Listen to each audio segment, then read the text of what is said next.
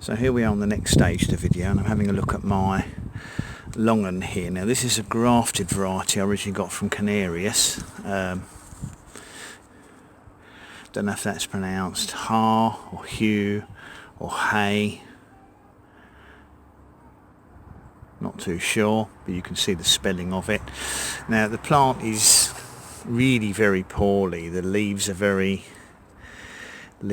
veined and yellow and spotty, and the pot, to be honest, same problem I had with my guava and kumquat before. The pot is so heavy I can barely lift it off the ground. So I believe, although it's been trying to grow, really nothing's happened in the last year, and I think it's a combination of factors. I think the compost might be the wrong compost. I think it's not acidic enough for it. But I believe the other problem may simply be that the roots are too compacted, or the soil's too compacted around the roots, and it's not draining properly, because longans are really fussy about having wet feet. So I'm going to take it out of the pot and investigate, and I believe it's going to need a rescue repotting. I don't know if I'll have to wash the roots yet. We'll see how bad the soil is around the root ball, but it may well be that I get a bucket of warm water and decide to give the roots a complete washing and start afresh with a nice open and more acidic compost. So we'll see what happens, but I'll have a look and we'll come back to it in a minute. So very quickly, I've made up a special potting mix for the longan.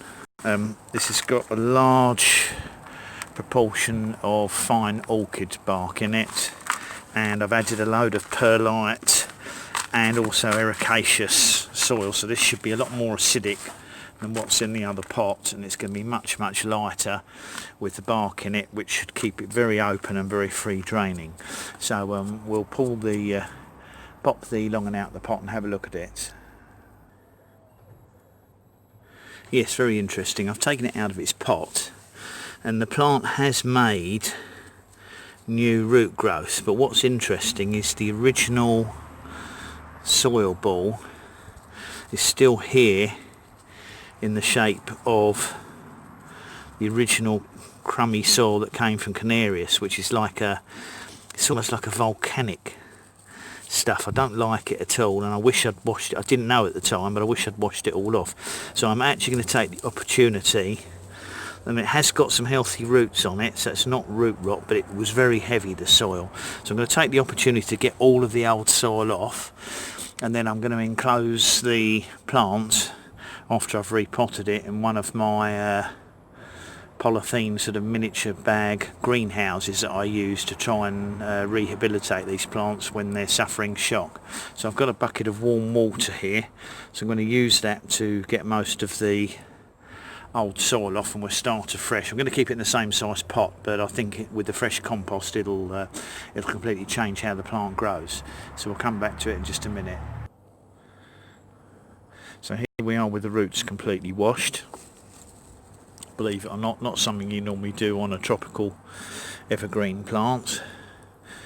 You can see I've removed all of the old soil completely afresh. I've decided to go with a slightly taller pot because I don't think the pot is quite tall enough for the root system. That'd be perfectly okay. I'm just going to leave that soaking in warm water for a minute or two. That won't do the plant any harm. The roots won't be damaged because it's not a hot day, but more importantly they're in warm water. So I'm just going to go and find a slightly taller, more suitable pot, and we'll come. So here we are repotted now. She's only going to need a light watering, and what I plan to do is, if I can find a big enough bag, put her inside a bag for a little while to give it extra humidity and see how the recovery goes. So we'll come back to that in a minute and show you that section as well. So here we are indoors now, and here's the final stage. Here's the longan repotted, and I'll put a polythene bag over it. It doesn't have to cover the plant and go to the ground. All it's doing is increasing humidity around the leaves and the stems to cut down on water loss, because with the shock the roots have undergone with being bare rooted, washed and put into fresh compost, they won't start drawing up water for a few days. So you need to try and cut down water loss on the plant. So that's that should do the job, and we'll leave it inside the house for a few days so it only gets some sunshine in the afternoon. Hopefully we'll see a recovery. Because here's the one I made for the star fruit, which as you can see is showing growth inside it. Hopefully another 2 weeks that'll be able to come outside. So anyway, that's that long and finished, and now we're going to move on to the next plant, which is the strawberry guava.